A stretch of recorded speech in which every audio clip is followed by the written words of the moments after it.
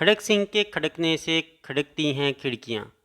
आपने ये मनकुला तो बचपन से सुना होगा, मगर इसके पीछे की दास्तान का नहीं पता होगा। खड़क सिंह पटियाला के महाराजा के मामू थे। पटियाला के सबसे बाअसर बड़े जागीरदार और गांव के पंचायती सरपंच भी थे। एक दिन मामलात से तंग आकर भांजे के पास पहुंचे और कहा कि शहर के सेशन जज की कुर्सी खाली है, मुझे जज लगवा दें।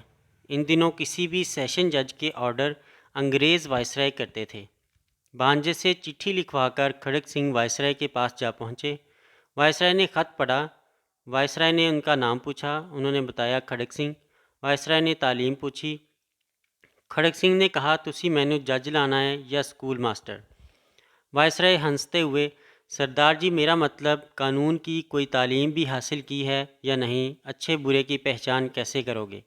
खड़क सिंह ने मूँछों को ताव दिया और बोले, बस इतनी सी बात, भला इतने से काम के लिए गधों की तरह किताबों का बोझ क्यों उठाओ। मैं सालों से पंचायत के फैसले करता आ रहा हूँ, एक नज़र में भले चंगे की तमीज़ कर लेता हूँ। वायसराय ने सोचा कि भला कौन महाराजा से उलझे, जिनकी सिफारिश की है वो जाने और इसका मामू। अर्ज़ी पर दस्तखत कर दिए और खड़क सिंह जस्टिस का फरमान जारी कर दिया।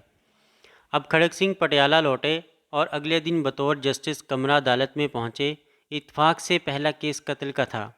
कटहरे में एक तरफ 4 मुलजम और दूसरी जानब एक रोती खातून थी। जस्टिस साहब ने कुर्सी पर विराजमान होने से पहले फ्रीकैन को गौर से देख लिया और मामला समझ गए। एक पुलिस अफसर कुछ कागज़ लेकर आया और बोला, माय लॉर्ड, ये औरत क्रांति कौर है। इसका इल्ज़ाम है कि इन 4 लोगों ने उसके शौहर को कत्ल किया है। जस्टिस खड़क सिंह ने औरत से तफसील पूछी। औरत बोली, सरकार, दाएं जानब वाले के हाथ में बर्छा था और बराबर वाले के हाथ में द्रांति और बाकी दोनों के हाथों में सोटे थे।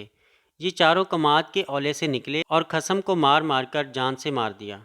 जस्टिस खड़क सिंह ने चारों को गुस्सा से देखा और पूछा, क्यों बदमाशो, तुमने बंदा मार दिया। दाएं तरफ खड़े बंदे ने कहा, ना जी सरकार, मेरे हाथ में कई थी।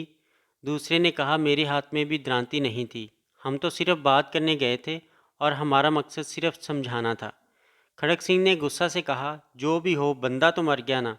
फिर कलम पकड़कर कुछ लिखने लगे तो अचानक एक काला कोट पहने शख्स खड़ा हुआ। बोला, माय लॉर्ड, देखिए ये केस बड़ा पेचीदा है। ये एक ज़मीन का फड्डा था और जिस ज़मीन पर हुआ वो ज़मीन भी मुल्ज़मान की है। भला मकतूल वहाँ क्यों गया। जस्टिस खड़क सिंह ने पुलिस अफसर से पूछा, ये काले कोट वाला कौन है। जनाब, ये इन चारों का वकील है, पुलिस वाले ने जवाब दिया। तो इन्हीं का बंदा हुआ ना, जो इनकी तरफ से बात कर रहा है। फिर खड़क सिंह ने सफाई को भी इन चारों के साथ खड़े होने का कहा। फिर एक सतरी फैसला लिखकर दस्तखत कर दिए। फैसले में लिखा था, इन चारों कातलों और इनके वकील को कल सुबह सादक फांसी पर लटकाया जाएगा। पटियाला में हलचल मच गई। हर तरफ लोग खड़क सिंह के नाम से थर थर काँपने लगे कि खड़क सिंह मुजरमों के साथ उनके वकीलों को भी फांसी देता है। अचानक जराइम की शरह सिफर हो गई। कोई वकील किसी मुजरम का केस ना पकड़ता।